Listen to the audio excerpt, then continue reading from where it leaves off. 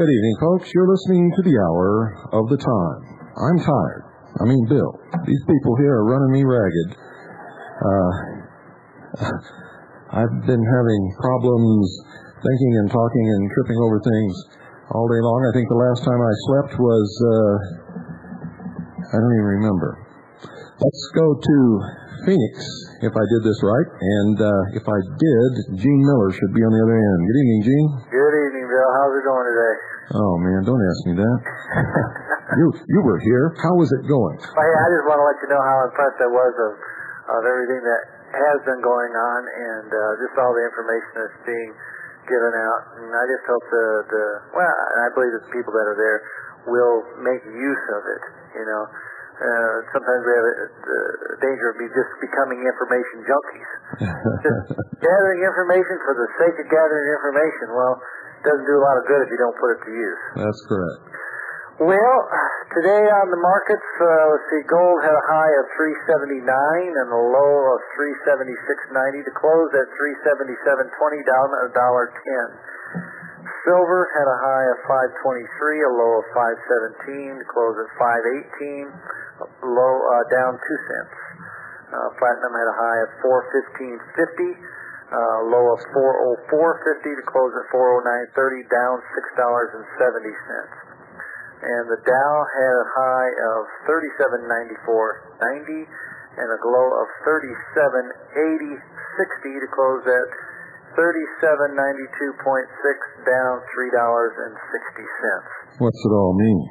Well, you know, I was talking to a client today about how gold has evolved.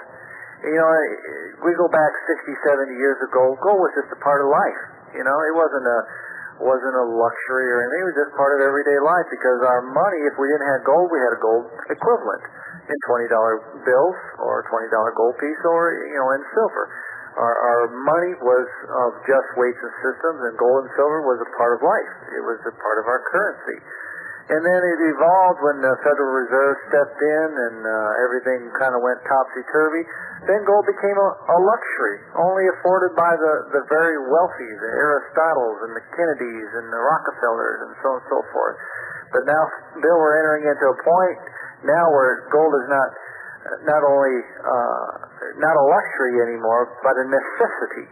It's something that you can't afford to not have gold and silver as part of your portfolio. I mean, it's like people. I talked with a lady today that been around for a long, long time. You know, she's an elderly lady, but you better watch out. You're going to make her mad at you. No. Hey, I respect her with all my heart. I mean, I admire people with years beyond mine because they got some wisdom to them. Oh man, you're going to lose an account. But and we were talking about insurance, and every one of my clients, they wouldn't be caught dead without fire insurance. They just wouldn't. And the odds of their house burning down are really relatively small, you know. And yet we have such greater not only probability and not only likelihood, but it's going to happen of your money being just totally wiped out, and yet people don't see the necessity to protect it. And that's what you're doing.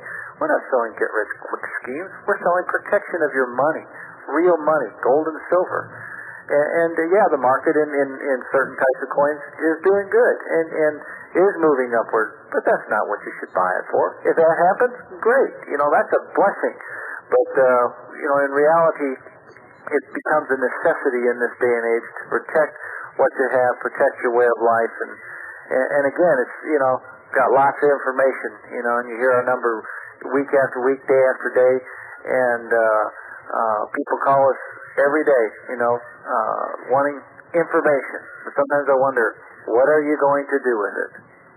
Folks, we got information, but it's time to start putting your money where your mouth is, or putting your head into gear and start using the information, not only on what we do here, but on everything that Bill teaches us on and informs us on. Information is no good unless it's put to use.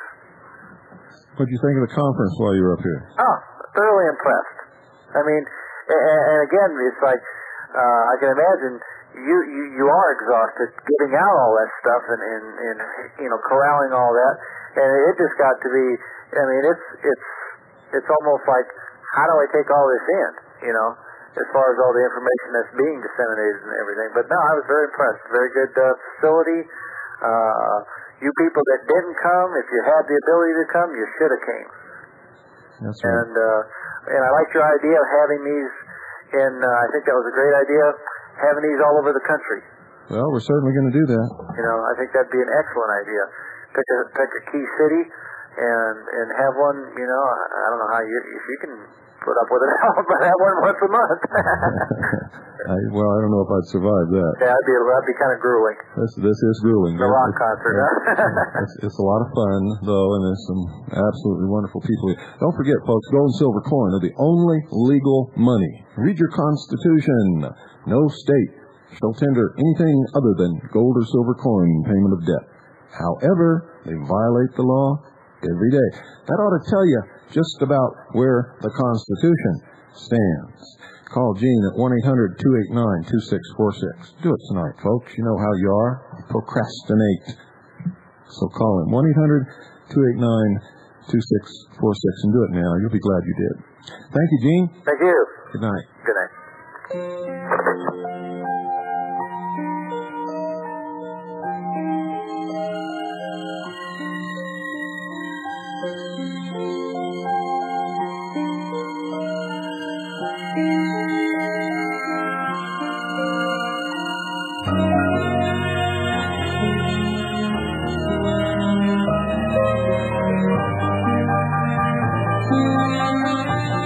Early summer in the mountains,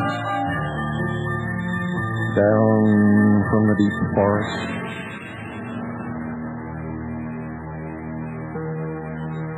Came a man on an ordinary bay horse with a black hat, cowboy boots,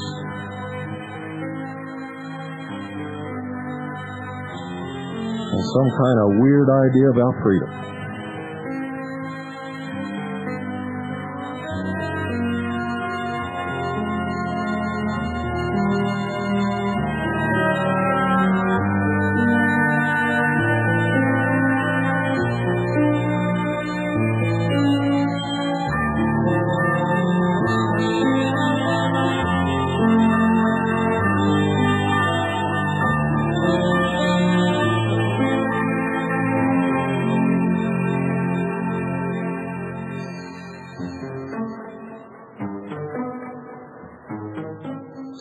Lenny, welcome to the Hour of the Time. Well, thank you. Lenny was one of our featured speakers today, folks, and I think one of the best. He certainly had a great reception and was swamped afterwards, and people have been asking him questions and following him around all day. I certainly learned a lot, and I know everybody here did. Why don't you tell us what some of your subjects were and how you came to learn what it is that you know and that you've sort of tried to teach these people here today, Lenny? Okay, I'm a teacher, and to support that education, I had to work in restaurants. Wound up owning a restaurant and not teaching for some years. Ever since I was a young man, I have had a feeling, like I've told the people, I don't hear voices, but I have had a feeling that there were some skills that had been neglected and that I needed to learn. And I became actively involved in hunting. I missed Vietnam by a year, and I'm thankful to my Creator for that. But I have learned some things, and a lot of it's come out of hunting. Eventually, I got into the freedom movement. I've never trusted our alleged government. I love my country. I can separate the two, and I believe the Constitution was divinely inspired, and I have a degree in history, so I know a little bit about the Constitution. And today we talked about camouflage, escape, and evasion. I think one of the more important things that some of the women in the audience learned, and perhaps some of the men, is that being a Christian man does not mean you have to be a panty waist, and that while it is good to be gentle and loving, sometimes situations call for tougher action, and we need to be prepared to always be kind and gentle, but we also need to be prepared for tougher action. In other words, being thrown to the lions isn't really a good choice, is it? No, I think at last count it was still Christians 0 and lions 700,000 or something like that. And if we're not careful, that's exactly what's going to be again. You said something that intrigues me. You said alleged government. Would you like to elaborate on that a little bit? To govern, it seems to me you have to have the consent of the governed. And I don't know if the people in Washington, D.C. really have the consent of the governed, because they haven't given us credible choices. In the Soviet Union, you used to get one choice. In the U.S., you get two. Oh, that's a wonderful comparison. You know, today you started out just like you did tonight, talking a little bit about your background and what you believe, and the fact that you're a Christian, and Christians should be gentle people, and none of us want to hurt anybody else. I fought in Vietnam, and I swore when I came back that I would never kill anything else again in my life. I used to hunt a lot. I haven't hunted since I returned from that war, and now I'm preparing to go to war again, and I don't really like that feeling, but at the same time, people like today, a lot of people are talking about what's the alternative. What's the alternative to standing up against what's coming right now? The only alternative is to be a slave, to give up your personal freedom for safety and for protection. And maybe some people can do that. It happens in the big cities all the time. Kind of, hey, you don't rock the boat, your restaurant won't get burned down. People selling them insurance, and that's what the government's doing to us in these days. They're selling us safety and taking our rights. I'm not gonna put up with that. That doesn't mean I'm gonna go start a revolution, but they take what's mine, and I'll exact payment for it. Right. My goal has always been not revolution, and I discourage that. In fact, would fight against it, but to restore the nation, restore the Constitution, restore freedom. I know you've been involved in a lot of things. We're not going to go into exactly what you've been involved in and what all that means, but today you were imparting a lot of that knowledge that you've learned over the years and how you're putting it to use now to the people here in St. John's. And you talked about a few things that I know some of the people weren't expecting to hear when they came here, such as, we're down to the wire. There's no more time left. We're preparing to fight for our liberty, for our freedom. There's not going to be any political solution. There's not going to be any relief in the courts. Would you like to address that to the listening audience?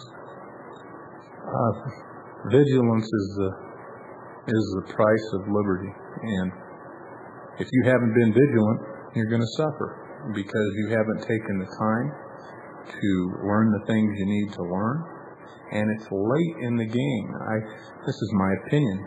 Revelation tells us that no man will know the time, and oftentimes we get tied up with the last book of the Bible and don't learn the ones in between, between Daniel and Isaiah and things like that.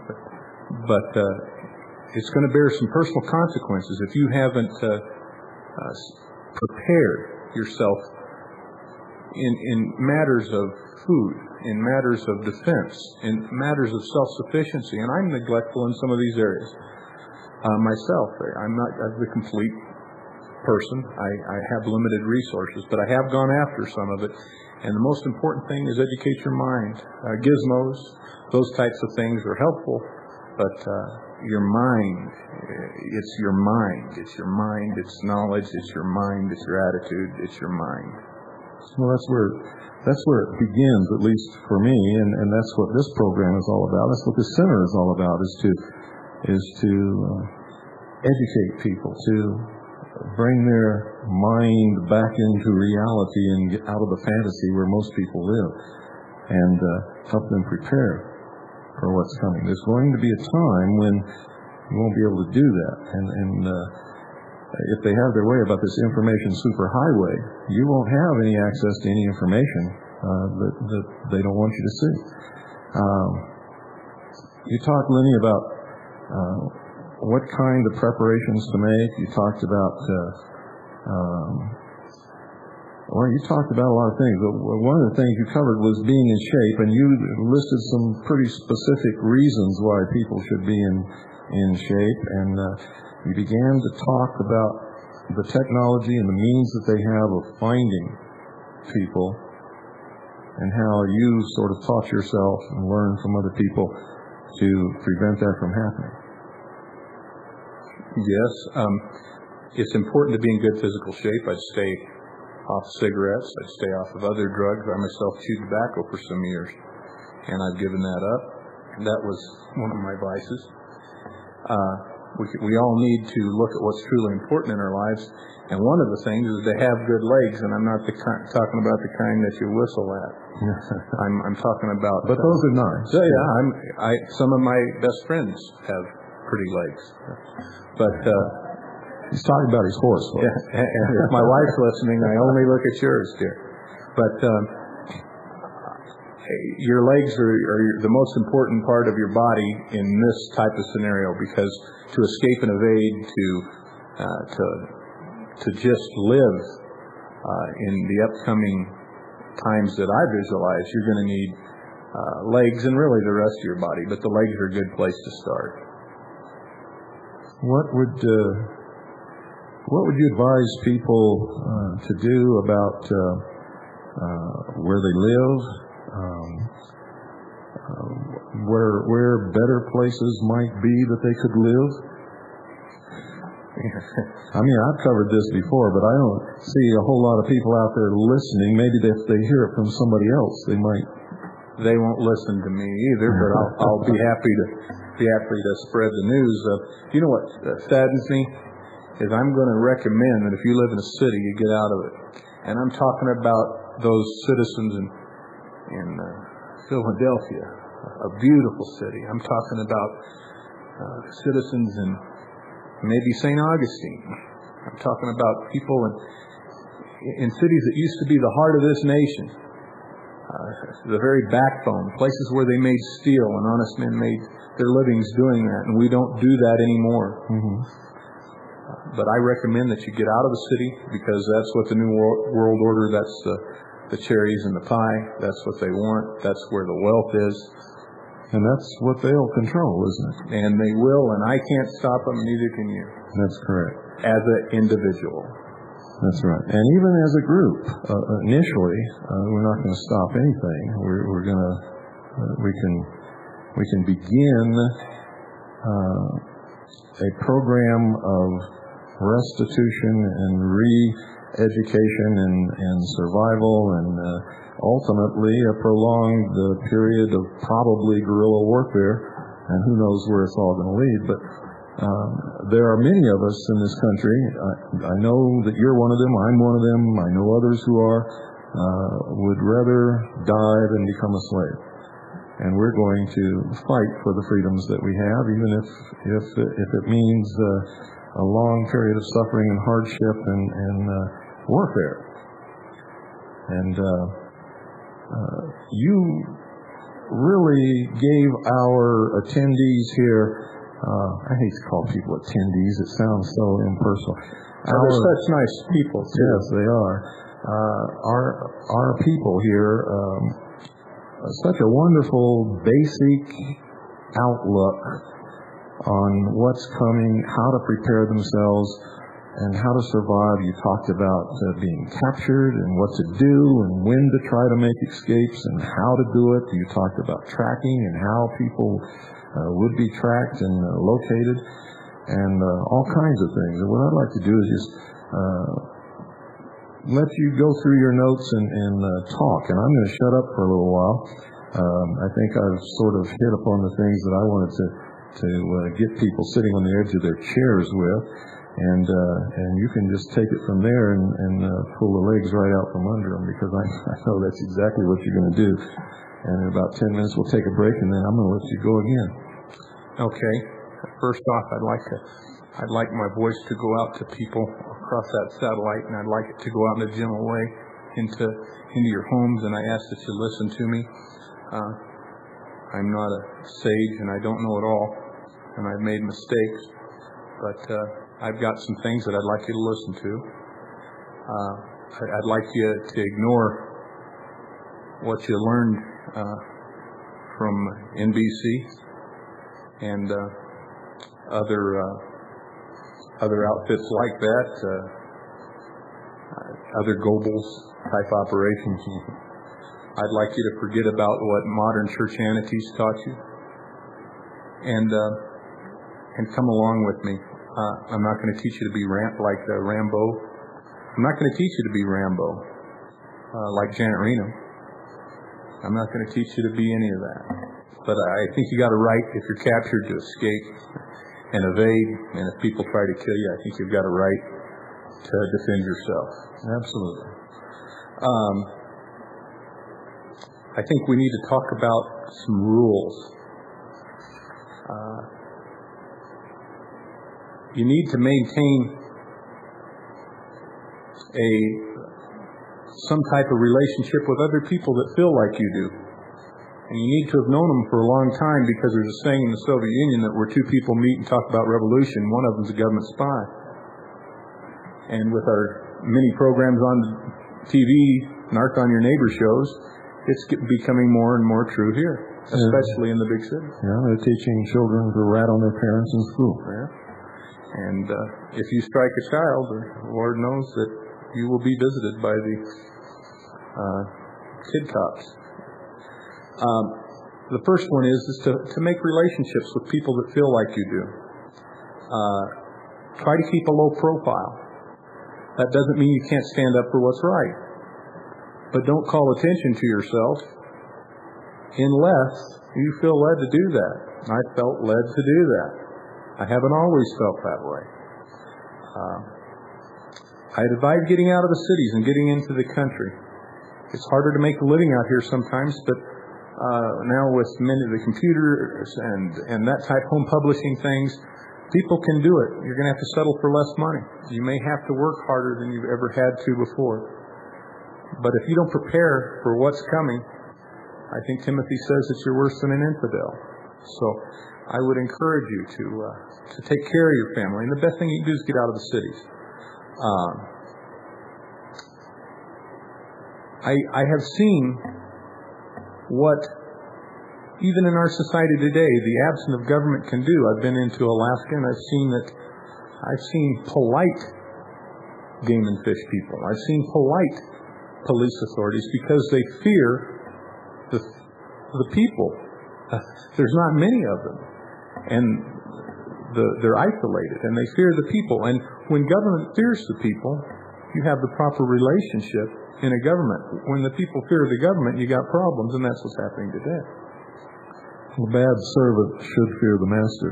and the people are supposed to be the master of this country. We gave up that a long time ago, and we gave it up because we didn't educate our children right. And we handed that off to public education, which is the second plank of the Communist Manifesto, I believe. It's one of the planks. Yes, it is. Institute public education on the Western democracies. By the way, folks, I am a public education teacher. I teach in the public school system. And you are doing something quite different. What are you teaching your students? Boy, you'll get me in trouble. I try to teach them about the Second Amendment. That'll get you fired. I try to teach them about history. I try to teach them that perhaps the Constitution is divinely inspired. Perhaps men like George Washington were actually set up to perform an experiment.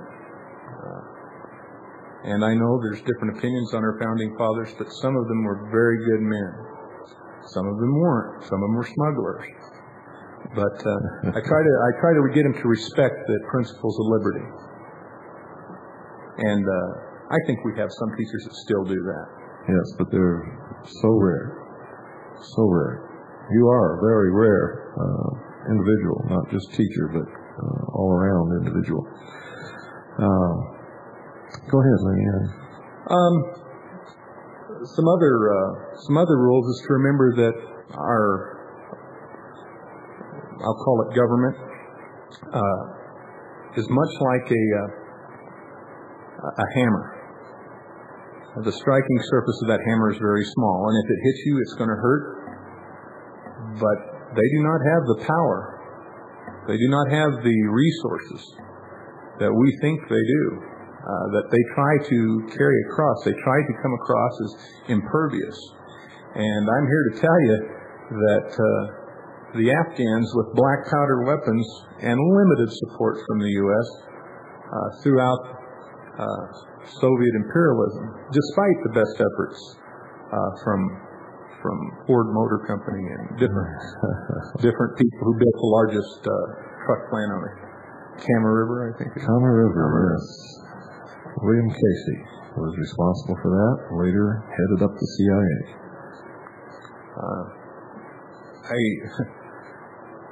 I call your attention to people that love liberty, that have grasped firearms and sticks. I call your attention to Tiananmen Square. I call your attention to many things that people with the cause have succeeded with God's help.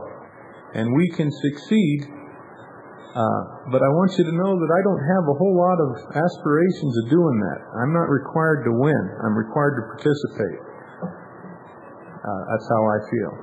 Well, it's a doctrine with all of us is that, number one, we're not going to be slaves. We know that. Number two, we believe in God. And our belief says that we must do the right thing no matter what. Whether we win or lose doesn't make any difference. We must do what is right. We've lost that in America. The simple ability to look at an action and say, is it morally right? Should I do it? Is it morally wrong? Should I not do it? When you raise a child, you teach him to kneel down and say their prayers. You should. And you teach children simple things like the difference between right and wrong. And I'm here to tell you that I believe I'm on the side of right. It may be the belief of the late Lenny eventually, but I believe that what I'm doing is right. I believe that with all my heart. I've prayed about it. And I think the government is wrong. I believe it's as simple as light against dark, God against Satan. It's that simple. It's not complex.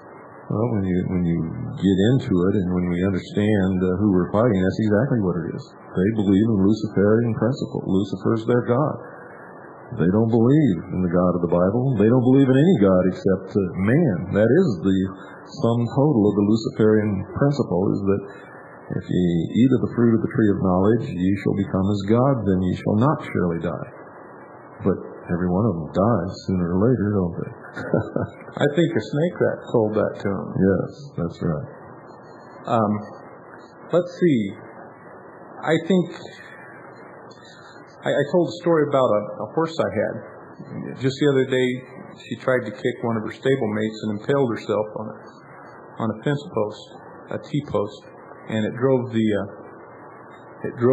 post 15 inches into her hip. I actually measured that. We had to inject medicine up in that hole. And she can be a witch sometimes, but I care about that horse. And I didn't want her to die, and I was very concerned, and I called my wife, and we called the vet, and I said, should I put this horse down? I hate to see things suffer. I hunt, but I do not like to see things suffer. I don't take the shot unless it's a clean kill, and I eat what I hunt. Anyway, this horse just was bloody. There was 5 gallons of blood on the ground, and the vet told me, "Hey, Lenny," he said, "I've treated horses that have been hit by trains that have lived. I've seen a lot worse than this." I said, "But she's lost 5 gallons of blood." He said, "She's got 15 in her." And the reason I'm telling you this story is you don't know what you can do, folks out there. Listen to me. You don't know what you can do, and especially if God's on your side. I'm not saying that you should all become kamikazes. I'm just saying don't be enslaved.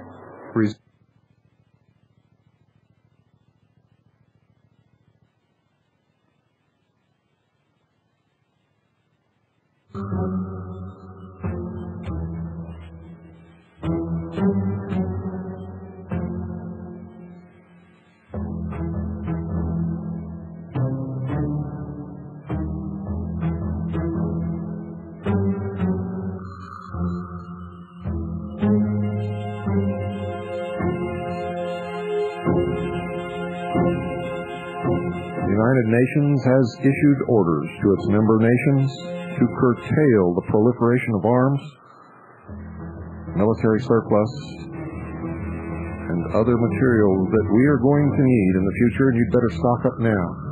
President Clinton has signed an executive order. Janet Reno has implemented it. Now surplus GI, ammunition cans, and camouflage netting are illegal.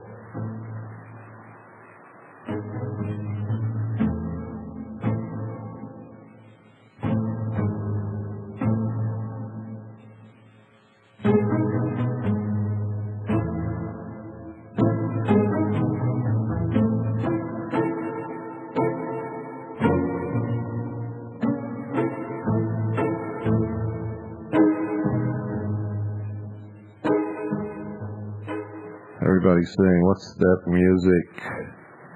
Doing this music night, folks, because Pooh likes it.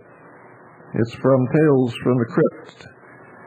And it's one of the only shows that we let her watch because it's funny and it's stupid and she can see through it and she laughs her head off and she loves the music. And she's right here. You want to say hello to everybody? No, she's sleepy. Okay, Lenny, back to you. Well, that's what it's all about, making sure that our children have a place to grow up. That's why hopefully people listening to me will resist, because we've sold out their inheritance as a nation. Somebody needs to get it back for them. I would point out that oftentimes people tell you that if you live by the sword, you shall die by it. And they point out this verse from Matthew. I paraphrased it a little bit. I didn't quote it word for word, but you commonly hear that. And that's true. I think if you do live by the sword, you will die by it. And even in a righteous cause, that can happen. Mm-hmm. And what's wrong with that if you die with eternal salvation at the end of it? Doing something good and something right. I don't want to die. I'm not suggesting that anybody in the audience do so, but death is the end, maybe the beginning.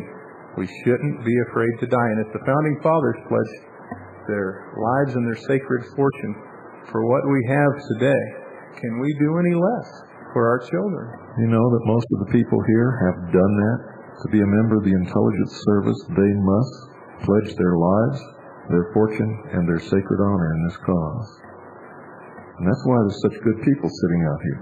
Not many people would do that. Not many people have honor. That's correct. Not many people even know what it is. We talked about captivity. And the first thing that I'd like to tell you, if things worsen to the point where, and I believe they will, that we actually have insurrection, if you want to call it that, that's what they'll call it. Violence in the streets, that couldn't happen except maybe in L.A. If you see that type of thing happening, and you're suspected of being one of the ringleaders or participating in it, I was kind of liberal with escape and evasion. I think they'll just shoot you. I think it'll come to that point where they want. I talked about sodium pentothal. I talked about a lot of things today. But I don't think they'll spend the money on the shot. You're a useless eater, and we're from the government. We're here to help you. They got an answer for you. That's right. They'll send me to see my maker. They certainly will. They'll tell your neighbors you were a drug dealer. Anything in the excuse of I don't like drugs either, but give up anything in the pursuit of stopping drugs, and yet every day more are imported into this country, and more children suffer. I teach. I see this. I see them suffer with this. You know, Americans don't realize it, but they've been told in the press a lot of what's coming. One of the things that the enemy, and they are the enemy, they've declared war upon us all. They are actively stripping us of our liberty, of our freedoms. They have told us in the press exactly what's coming. They've outlined it. Clinton has stated that we have a radical constitution with a radical Bill of Rights, and we have too much freedom and it has to be taken away. They told us that the United States military forces and the military of Russia will be holding joint maneuvers in the United States this year. And they've also told us that the Russians are sending one division of heavy armor. 3 divisions make an army, folks. 1 division of Russian heavy armor is a lot. Are you saying we're 2 divisions short of a load here? You better believe it. I'd like to tell you that I had a magic ray gun that I could zap armor with, but I don't. But the Czechoslovakians fought it, the Hungarians fought it, and the Afghans fought it successfully. We can fight it, and there's still a lot of people that drive tanks for us. That's correct. That won't go along with this. That's right. We know from what happened at Kent State that our own troops might fire on us one time, and then they have tremendous psychological and mental repercussions from that act, and they're going to reevaluate their position, and a lot of them will come over and help us along with their equipment. And I don't know when that will happen, but I know that it will happen. Now,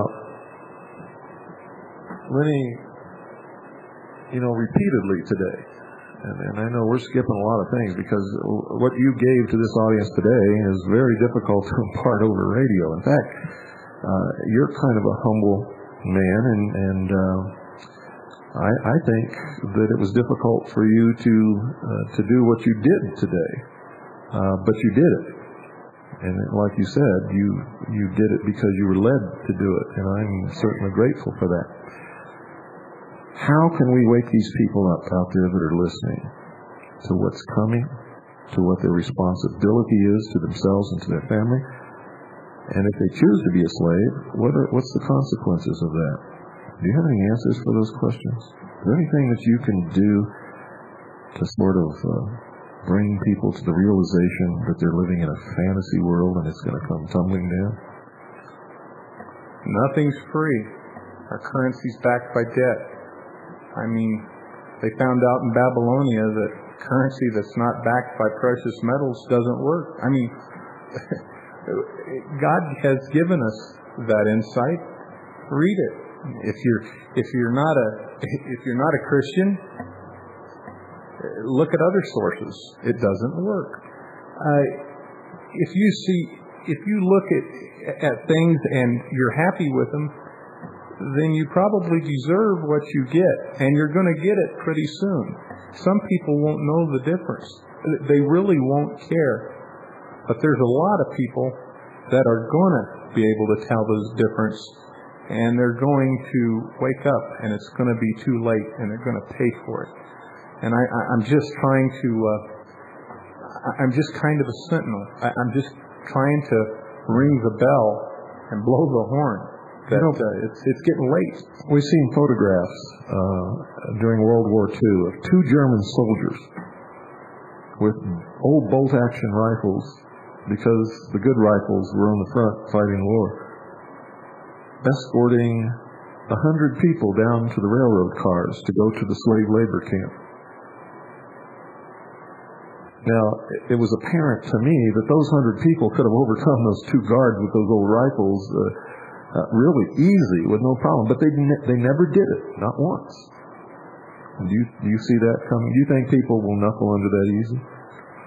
I don't know if you're a farmer, but doesn't sheep generally follow the shepherd? And I'm following a shepherd right now. He's the Lamb of God.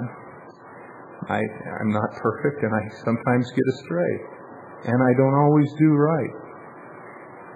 But they're following a shepherd too, and it's the trappings of authority. You put somebody in a white lab coat, they'll go along with your experiment if they believe the government said do it. That's been proven in tests.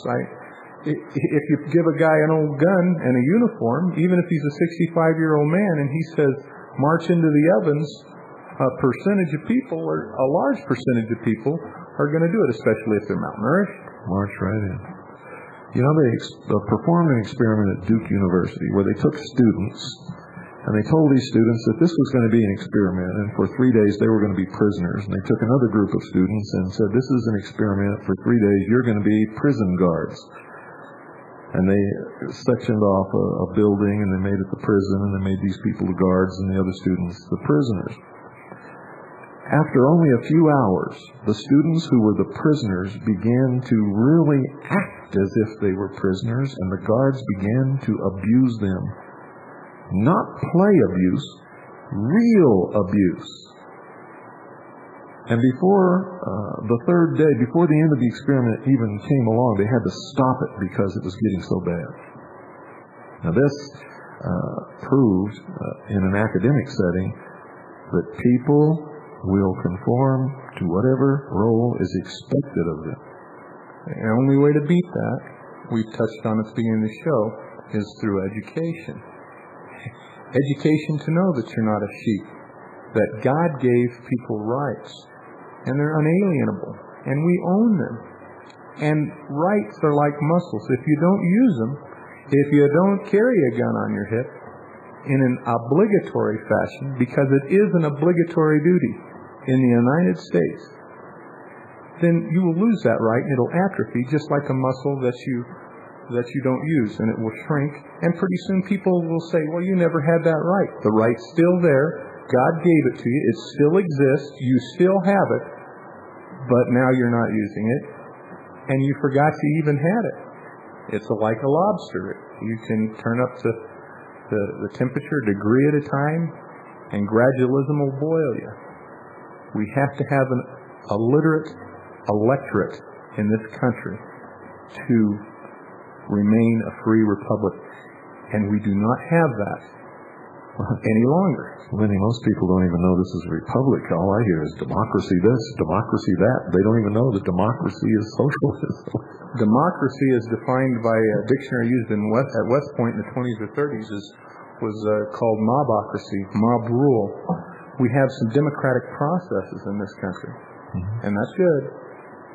But democracy is, you get 51% of the vote, let's burn the Jews, let's burn the Christians. Yeah, let's empty the treasury and split the money up amongst ourselves. There's a plan. Let's give free this and free that, and let's buy suckers for all the kids, and that's what happens, and that's what we're coming to. Let's give our troops light blue helmets. Our free health care. Hey, I'm in. I hear people talking all the time about the free health care. It's beyond me how Americans don't understand that nothing's free. The government has nothing unless it came from us. And if we were to spend our money in our local communities, it would go a lot farther than if we gave it to the government and they spread it around amongst the government workers, and then they jacked up the cost of a bunch of things and then farmed it out to special contractors to provide something for us. It ends up costing from 5 to 100 times more than it would have if we just took care of it ourselves. But everybody seems to think that if the government's taking care of it, it's free. I think Gerald Ford said that if government was making beer, it'd cost $100 a six-pack or something like that. And it's the truth. They're inefficient.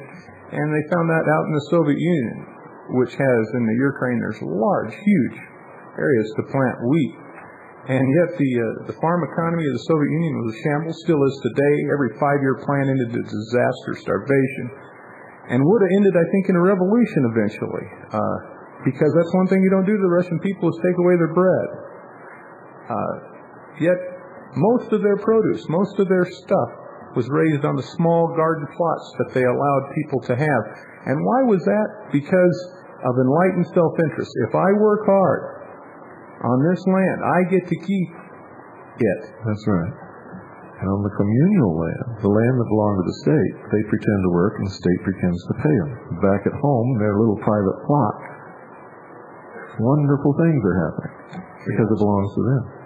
People haven't learned that lesson yet.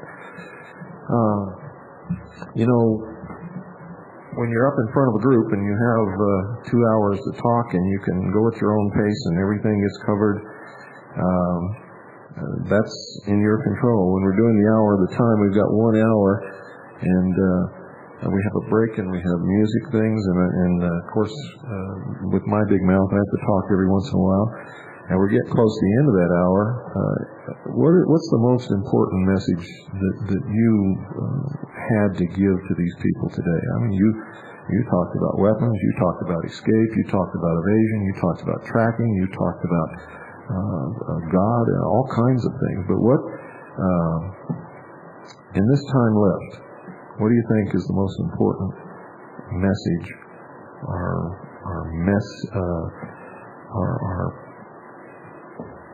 enlightenment that you can give to our listening audience? It's late in the game. First, prepare yourself spiritually. Find out what you really believe in, because you're going to be tested in that in the coming months and perhaps years. Make sure you have some food on hand. Don't bury your guns. As I said today, if it takes this for you to bury them and hide them, what's it going to take for you to dig them up and use them?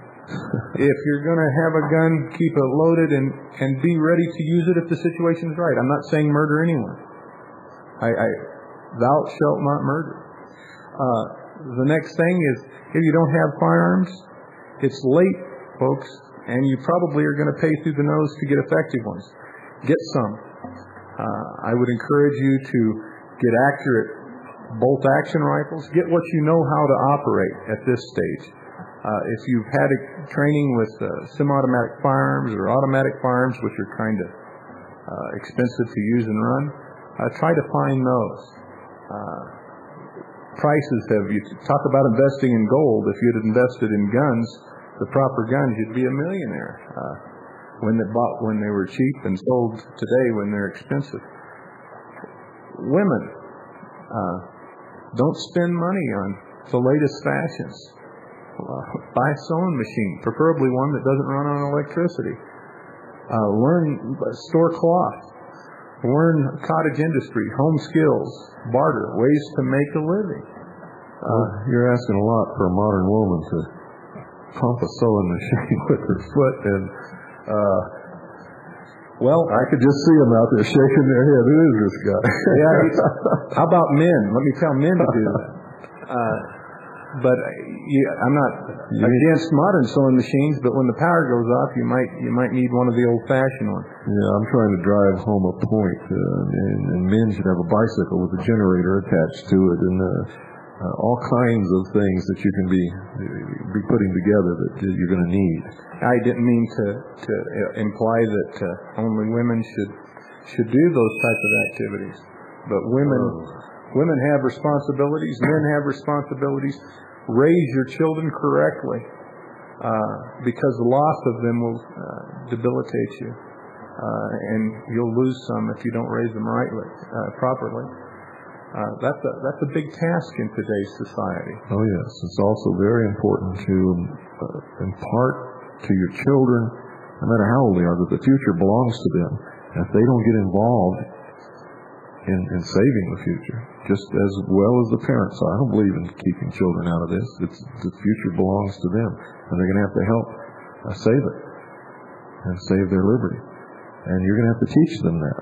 Do things as a family together. Right. In that vein, learn how to camp, find out what works. I spent a lot of my life and some dollars, and I'm a teacher, a small business owner. I don't have a lot of money, but I've spent it trying to find out what works. I know some things that work. I know some things that don't work. And sometimes the things that don't work are as important as the things that work. Only a wise man knows what doesn't work. Thomas Edison had shelves full of things that didn't work. That's right. Learn how to escape and evade. I can't teach you tonight. Learn the elements of camouflage. You can't hit or hurt something you can't find or see. Learn to get away and fight another day. You mentioned today that I think Sun Tzu said it thousands of years ago. When the enemy is powerful, we retreat. When the enemy is weak, we attack. The enemy is not always strong. Attack them in even the literal sense or the rhetorical sense.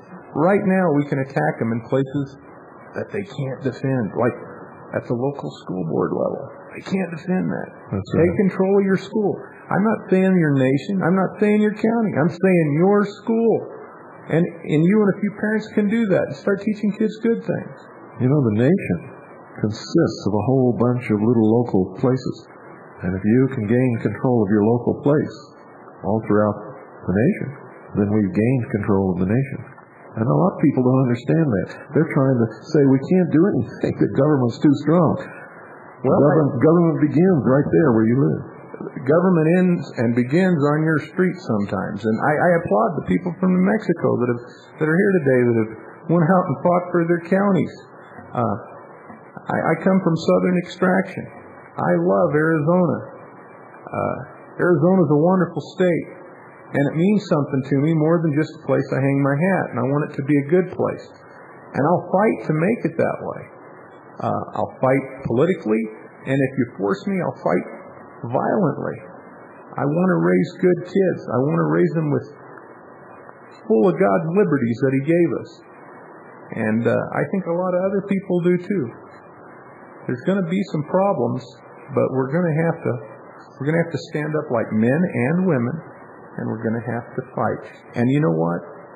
I blame the men a lot, because I look out there and I see men that have knuckled under to the system, have become effeminate. There's nothing wrong with being a man. I didn't say a bully. I didn't say somebody that beats people that are smaller than them. I said a man. And I think there's a movement in this country today to make men feel less than they are. Men and women are equal in the eyes of the law, but they're not equal. They both have wonderful gifts. They're different.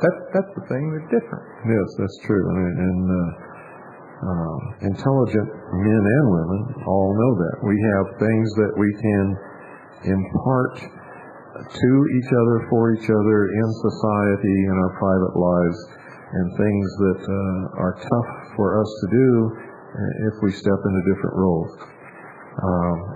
And I think you're absolutely right. One of the problems that we have is that this oligarchy, this power that's very slowly, with gradual means, changing our whole society and everything, is attempting to give exactly that feeling, that we cannot be what we were meant to be, and that we must be something else that we don't fit into, and it causes psychological problems, it causes identity problems, it causes loss of all kinds of things. There's a forum on CompuServe, which is a computer place where people can go and talk and get data and do all kinds of things. And it's called the Men's Forum. And I thought, this is the Men's Forum. I'm going to go in there and check it out and see what's going on. I went on there, and I could not believe it. It was just man after man after man crying and whimpering about how feminism is taking advantage of them, and they've become professional victims, just like some women have become professional victims, and every man in their life is abusing them. It was a real awakening for me to see that. I never dreamed that I would see anything like that. Well, the government has forced traditional roles to break down. We don't have much time, but I can tell you one thing. Women have to work these days. Both parents do. It's destroyed our homes. I'm not saying that maybe always women should stay home. Maybe it should be dad. I did that for a while. All I can tell you is that you need to learn where you live. You need to learn what's out there. You need to learn how you can live in that environment without electricity and resist against those who would enslave you. And you need to do it soon, because we don't have a lot of time left. And I'm just here to tell you tonight, that wake up, America. The hour is late. And that was a wonderful cue for what we have to do now. Lenny, I want to thank you very much for the 2 hours that you spent with our audience today. And I want to thank you for this hour and the hour of the time. And I want to thank you for being a wonderful human being and a wonderful man. Good night, folks. Thank you. And God bless you all.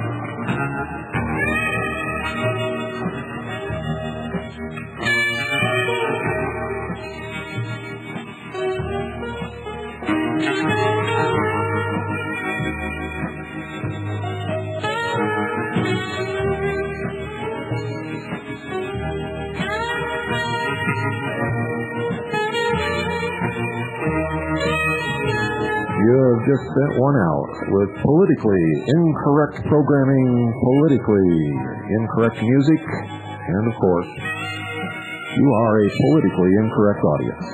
See you tomorrow night.